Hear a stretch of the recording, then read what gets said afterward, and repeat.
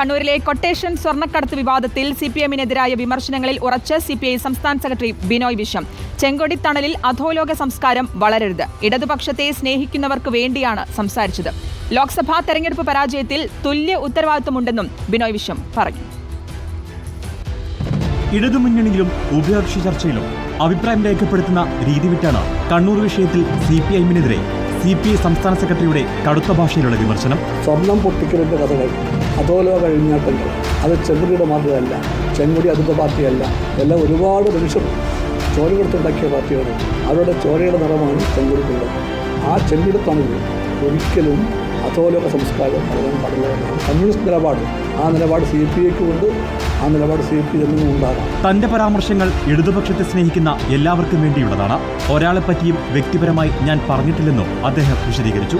അതേസമയം തെരഞ്ഞെടുപ്പ് തിരിച്ചടിയിൽ CPIഎമ്മിനെ മാത്രമായി പഴിചാരാൻ CPI തയ്യാറായില്ല.